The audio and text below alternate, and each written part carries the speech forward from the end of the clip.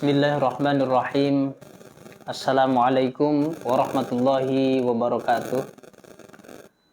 Bismillah, alhamdulillah, wassalatu wassalamu ala rasulillah, la hawla wa la quwata illa billah, amma ba'du. Ila hadratin nabil mustafa rasulillah sallallahu alaihi wasallam wa ala alihi wa azwajihi wa dhurriyyatihi wa ahli baitil kiram. Syai'un lillahi lahumul fatihah. A'udzu billahi minasyaitonir rajim. Bismillahirrahmanirrahim. Alhamdulillahi rabbil alamin. Arrahmanir rahim. Maliki yaumiddin. Iyyaka na'budu wa iyyaka nasta'in. Ihdinas siratal mustaqim. Siratal ladzina an'amta 'alaihim ghairil maghdubi 'alaihim waladdallin.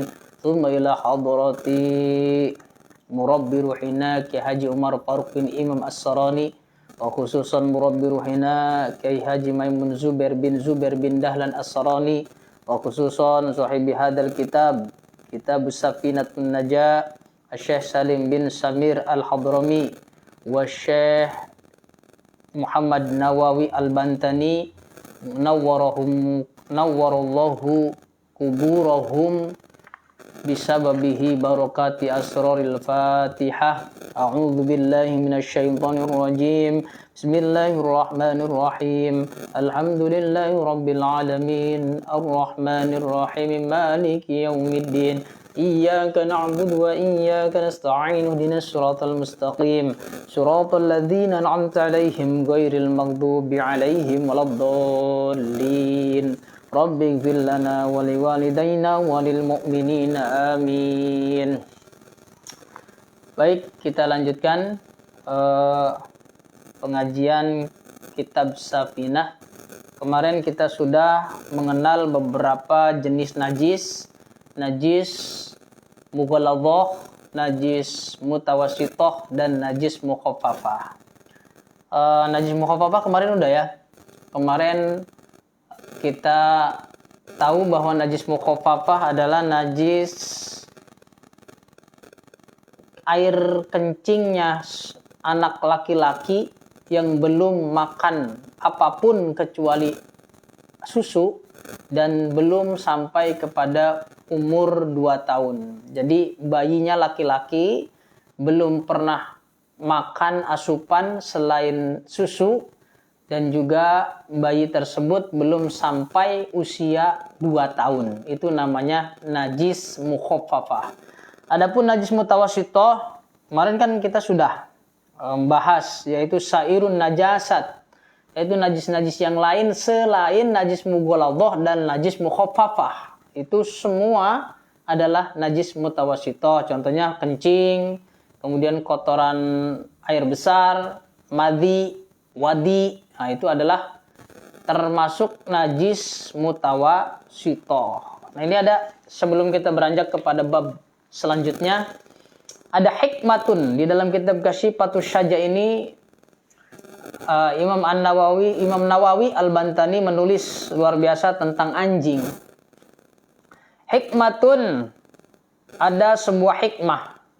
Fil kalbi asyri khusalin, itu tetap di dalam anjing asyru khisalin ada 10 beberapa kondisi, 10 sifat di dalam anjing yang menjadi hikmah bagi kita. Mahmudatun, yang terpuji. Mungkin mahmudatun, 10 sifat anjing yang terpuji. Nah, ini jadi anjing itu ada sifat yang bisa kita tiru.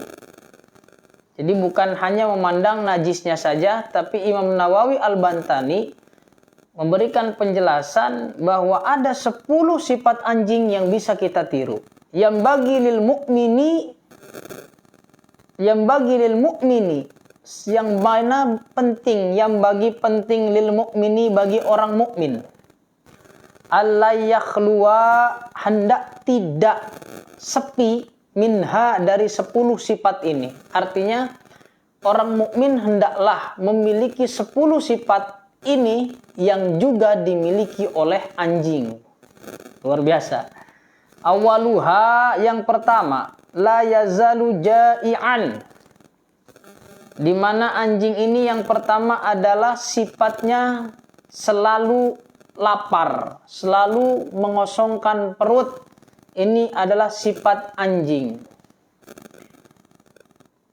Anjing tidak banyak makan, anjing tidak geragas cara wong Jawa, anjing tidak hawak kalau kata orang Sunda, anjing tidak berlebihan dalam hal makanan. Maka ini yang perlu ditiru oleh orang mukmin dari antara sifat-sifat anjing, yaitu tidak pernah kenyang, dia dalam keadaan lapar. Wahadihi, dan hal seperti ini, sifatus sholihin, adalah sifatnya orang-orang yang soleh. Jadi orang mukmin itu hendaklah meniru 10 sifat anjing, diantaranya adalah lapar, tidak berlebihan dalam makanan, tidak terlalu kenyang. Inilah sifat anjing yang perlu ditiru oleh orang mukmin. Sebagaimana lapar itu adalah sifatnya orang-orang soleh. Paham ya? Asaniyatu, yang kedua, la yanamu minal laili, tidaklah tidur di malam hari, illa qalilan, kecuali dalam waktu yang sebentar. Anjing itu tidur di malam hari hanya sebentar. Wa hadhihi min sifatil mutahajjidin, dan ini termasuk sifat orang-orang yang gemar melaksanakan sholat tahajud. Anjing yang pertama tadi lapar. Kemudian yang kedua, anjing tidaklah tidur pada malam hari kecuali dalam waktu yang sebentar. Ini adalah sifat orang-orang ahli tahajud. Asali satu, yang ketiga, boleh dicatat ya. Yang pertama, anjing itu memiliki sifat tidak pernah kenyang, perutnya tidak berlebihan saat makan. Itu sifat orang soleh. Yang kedua, anjing tidak pernah tidur di waktu malam dalam waktu yang lama, kecuali anjing tidur malam hari dalam waktu yang sebentar. Itu adalah sifat orang ahli tahajud. Yang ketiga nih, asalisu lau turida fil yaumi alfa marratin ma bariha an babi sayyidihi wa hadhihi min alamati shadiqin. Asali satu yang ketiga, sifatnya anjing lauturida, seandainya dilempar fil yaumi, pada suatu hari, alfa marrotin, 1000 kali, apa yang dilempar, ma bariha, dia tidak akan pernah bosan, an babi sayyidihi, dari pintu tuannya. Jadi walaupun dia dilempar keluar pintu, dilempar lagi keluar pintu, dia tidak akan pernah bosan untuk berada di samping tuannya. Wahadihi min alamati shadiqin, ini adalah termasuk sifat orang-orang yang siddiq. Luar biasa. Anjing ini walaupun dilempar 1000 kali dalam satu hari dengan sesuatu, dia tidak akan pernah kapok untuk loyal kepada pemiliknya, untuk mengabdi kepada pemiliknya. Luar biasa. Ini sifat anjing loh. Dilempar 1000 kali dalam satu hari, dia tidak akan pernah kapok untuk mengabdi, memberikan loyalitas kepada pemiliknya. Ini sifat anjing yang ketiga. Maka ini adalah sifatnya orang-orang siddiq, orang-orang yang beriman dengan benar. Orang beriman diuji 1000 kali pun oleh Allah Subhanahu wa Ta'ala, tidak akan pernah menghilangkan loyalitasnya, sifat ta'abudnya, sifat kehambaannya kepada Allah Subhanahu wa Ta'ala. Tidak akan putus asa, tidak akan berkecil hati, tidak akan patah arang. Ini adalah sifat siddiq yang ada dalam binatang anjing. Ar-rabi'atu, yang keempat. Ar-rabi'atu, yang keempat. Idza mata ketika seekor anjing itu mati, lam yakhluf, maka tidak meninggalkan mirosan, kepada warisan. Ketika anjing meninggal, mati, dia tidak meninggalkan warisan. Wahadihi min alamati zahidin. Wahadihi, dan hal ini, min alamati zahidina, termasuk dari ciri-ciri orang yang zuhud. Masya Allah. Jadi anjing kalau mati tidak pernah meninggalkan warisan. Ya, pasti nggak meninggalkan warisan. Dan ini adalah sifatnya orang-orang zuhud. Orang yang zuhud ketika dia meninggal dunia, maka tidak meninggalkan warisan. Tidak meninggalkan harta yang patut diperebutkan oleh anak dan keturunannya. Itu yang keempat. Al-khamisatu, yang kelima, ayyaqna'a minal ardi. Ayyaqna'a, ridho, minal ardi, dari bumi, biadna maudi'in, dengan derajat yang sangat rendah. Wahadihi, dan ini adalah min alamatir radina, termasuk ciri-ciri orang yang ridho. Jadi dia dihina di dunia, dihina di bumi, ditempatkan di tempat yang rendah, tidak masalah bagi dirinya. Dan anjing memiliki sifat ridho walaupun dirinya dihina, walaupun dirinya direndahkan. Ini adalah ciri dari orang-orang yang ridho, hidupnya penuh keridhoan kepada ketentuan Allah Subhanahu wa taala. As-sadisatu, yang keenam, ayyang dzuro, ia melihat, ila kulliman, kepada setiap orang, yaro, yang melihat kepadanya, hatta yatruha, sehingga seseorang tadi melemparkan lahu, kepada anjing, lukmatan, satu suapan.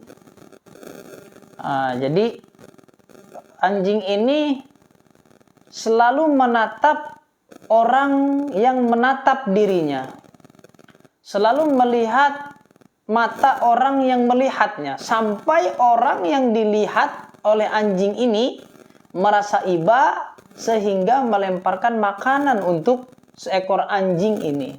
Ini adalah wahadihi, dan ini min akhlaqil masakini, adalah termasuk sifat akhlaknya orang miskin. Jadi anjing ini selalu mengiba. Kalau menatap mata orang sudah terlihat iba. Nah, ini adalah sifat orang miskin. As-sabi'atu, yang ketujuh, annahu, bahwasanya anjing, lauturida, seandainya dilemparkan, wa khuthiya, dan ditaburkan, alaihi, kepadanya, at-turabu, apa itu? Debu, fala yaghdabu, maka ia tidak marah, wala yahqidu, dan ia tidak terunek-unek, tidak akan menimbulkan unek-unek bagi dirinya. Wahadihi min akhlaqil asyiqina, ini adalah termasuk akhlak orang-orang yang merindukan Allah Subhanahu wa taala. Anjing kalau ditaburin debu atau ditaburin pasir di badannya, ia tidak akan pernah mendendam, ia tidak akan pernah marah. Ini adalah termasuk sifat orang-orang yang merindukan kasih sayang Allah Subhanahu wa taala. As-saminatu, yang kedelapan sifat anjing nih. Idza guliba, ketika dilindih, dikalahkan, ala maudi'ihi, atas tempatnya, yatsrukuhu, maka dia akan meninggalkan tempat itu. Wa yadhhabu ila ghairihi, dan ia akan mencari tempat yang lain. Wahadihi, ini adalah min af'alil hamidina, sifat orang-orang yang terpuji. Ketika tempatnya ia digeser oleh orang lain, ketika posisi dia digeserkan oleh orang lain, maka anjing ini tidak akan pernah marah. Dia akan pergi kemudian mencari tempat yang lain. Ini adalah termasuk sifat al-hamidina, orang-orang yang terpuji. Jadi dia tidak ambisi mempertahankan posisi, mempertahankan kedudukan, tidak. Ketika ada orang yang ingin menempati tempat itu, anjing persilahkan. Kemudian dia pergi dan mencari tempat yang lain, mencari kedudukan di tempat yang lain. Tidak pernah merasa merasa ambisi. Jadi anjing itu kalau tempatnya sudah ada yang menduduki anjing lain, dia akan pergi mencari tempat yang lain. At-tasi'atu, yang ke-9, idza ujdiya. Apa ini? Idza uzdiya, ketika diberi lahu kepadanya lukmatun, satu suapan makanan, akalaha wa bata alaiha. Kalau anjing itu diberikan makan, maka dia akan memakannya, menghargai orang yang memberi makan kepadanya. Kemudian wa bata alaiha, dan dia akan merasa kenyang sampai seharian dengan makanan tersebut. Dia tidak akan minta lagi makanan kecuali makanan itu disodorkan kepadanya. Wa hadhihi min alamatil qani'ina, ini adalah alamat atau ciri-ciri orang yang qanaah, orang yang menerima dengan apa yang ditentukan oleh Allah Subhanahu wa taala. Masya Allah. Anjing kalau diberi makan, dimakan. Dan dia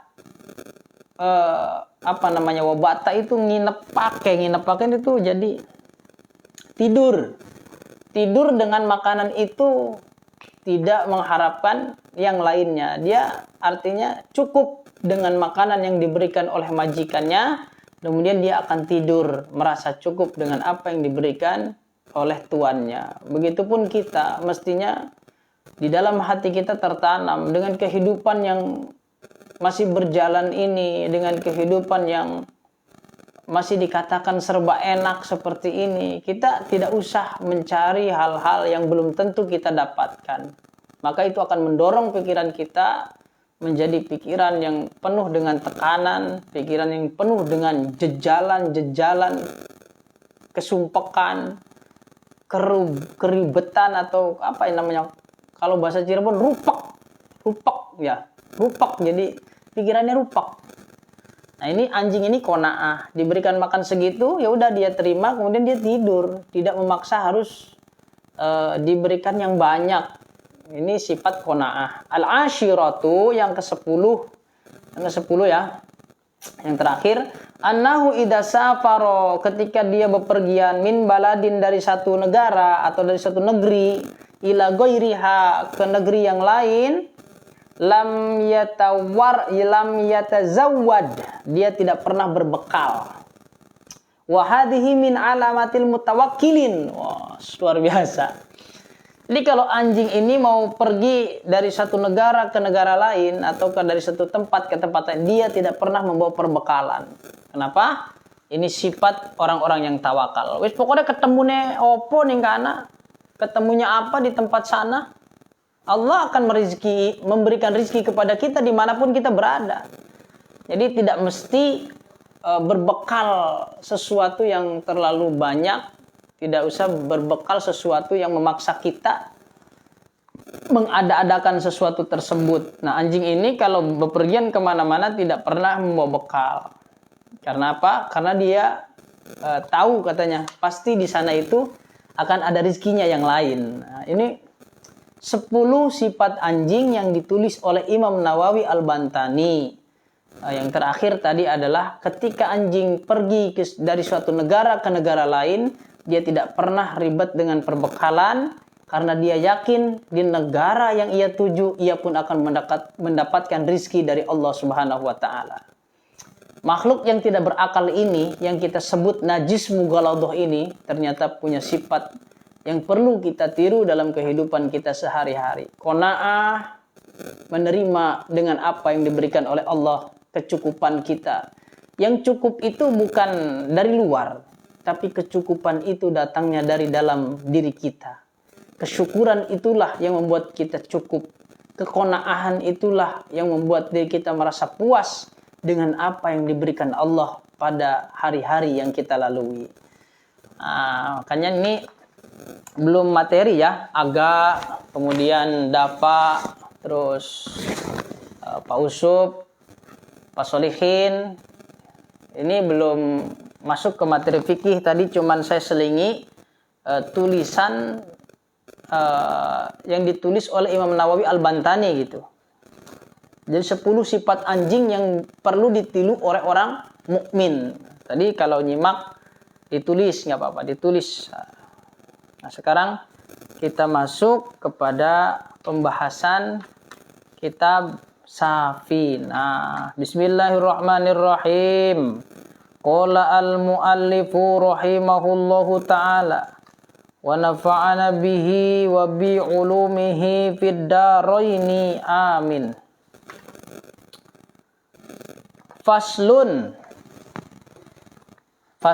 utawi iki iku ono pasal sawiji, sebuah pasal fi bayani izalatin najasati ing dalam nerangake ngilangaken najis.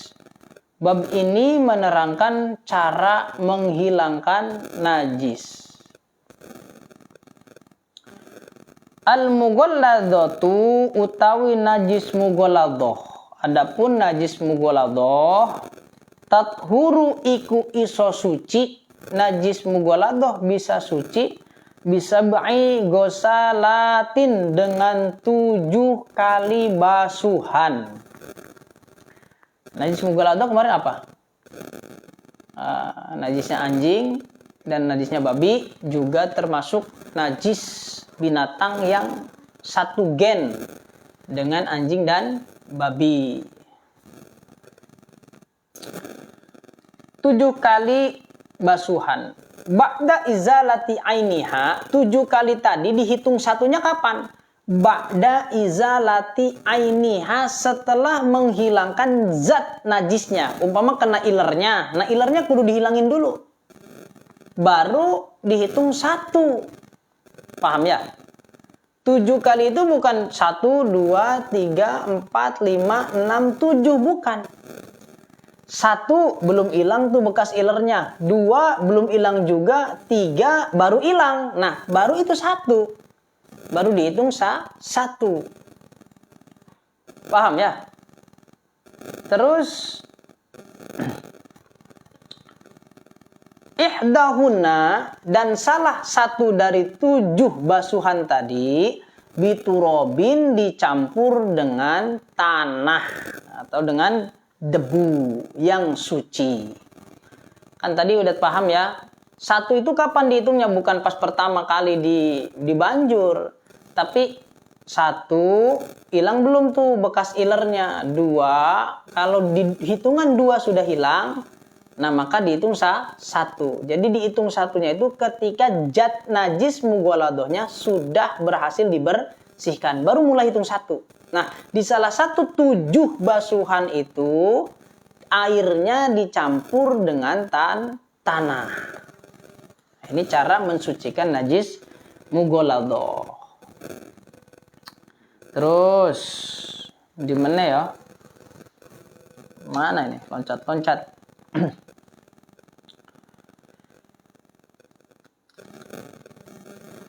Jadi walaupun 15, kalau zat najis mughalladhahnya belum hilang, maka ya belum dihitung 1. Dihitung 1-nya kapan? Ketika zat najisnya sudah bersih, maka mulailah berhitung 1. Dan 7 itu salah satunya wajib dicampur dengan debu atau tanah. Paham? Wes, yaitu wal mukhaffafatu. Adapun najis mukhaffafah. Najis mukhaffafah apa kemarin? Air kencingnya bayi laki-laki yang belum mengkonsumsi apa-apa selain susu dan belum sampai umur 2 tahun. Nah, air kencingnya itu disebut najis mukhaffafah. Nah, sekarang bagaimana cara mensucikannya? Bagi ibu-ibu nih, bagi bapak-bapak dan bagi saudara-saudara yang punya anak laki-laki, bayi laki-laki yang belum makan apa-apa kecuali susu, terus belum sampai umur 2 tahun. Nah, ini maka ketika kencing itu najisnya mukhaffafah. Bagaimana cara mensucikannya? Sederhana. Tathuru iku iso suci, itu bisa disucikan biroshil ma'i dengan diciprati air alaiha terhadap najis mukhaffafah ma'al golabati beserta menghilangkan atau ma'al golabati beserta rata, cipratannya itu rata, wa izalati ainiha, dan menghilangkan zatnya, menghilangkan air kencingnya.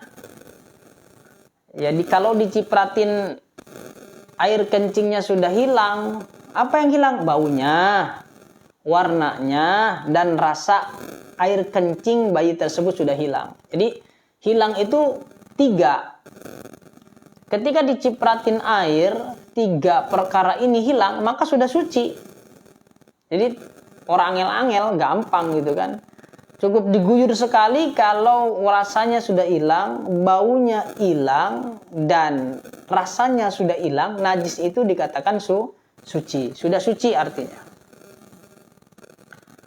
Nah, ini adalah najis mukhaffafah. Meringan-ringan. Jadi diguyur sekali udah nggak ada baunya, nggak ada apanya, udah termasuk suci. Mana lagi? Najis mutawasito sekarang. Bagaimana cara mensucikannya?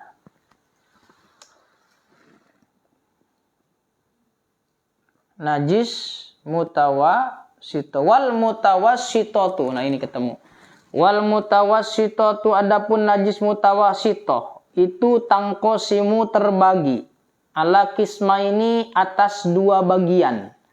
Ainiyatin, rupanya najis mutawasito ainiyah, wa hukmiyatin, dan najis mutawasito hukmiyah. Jadi najis mutawasito itu yang kemarin dicontohkan ada 2, terbagi menjadi 2 kategori. Ada najis ainiyah dan ada najis hukmiyah. Nah, al-ainiyatu, apa itu najis ainiyah? Insyaallah kita lanjutkan pada pertemuan yang akan datang. Sahabat-sahabat yang dimuliakan Allah Subhanahu wa taala, karena kondisi masih belum kondusif, maka mohon maaf pengajian kitab Safinah ini masih dilakukan dalam keadaan online. Kemarin alhamdulillah sudah bisa berjalan secara tatap muka di Majelis Hammalatul Arash, tapi pada malam hari ini mohon maklumnya bisa dilakukan dengan online atau melalui media sosial. Semoga tidak mengurangi rahmat dan pahala dari Allah Subhanahu wa taala, dan terus berusaha thalabul ilmi agar ibadah kita sesuai dengan apa yang diajarkan oleh Nabi melalui keterangan-keterangan kitab dari para ulama. Itu saja pada malam hari ini. Semoga manfaat. Nanti berarti tinggal membahas najis mutawasito. Ya, najis mutawasito ada 2. Ada ainiyah, ada hukmiyah. Nah, itu apa ainiyah? Apa itu hukmiyah? Seperti apa? Kita mungkin baru dengar di kalangan awam ada najis ainiyah dan ada najis hukmiyah. Itu perlu kita pahami nanti insyaallah pada pertemuan yang akan datang. Ya Rabbi bil Mustafa baligh maqasidana waghfir lana ma madha يا واسع الكرم واغفر لنا ما مضى يا واسع الكرم والله الموفق إلى أقوم الطريق. Assalamualaikum warahmatullahi wabarakatuh.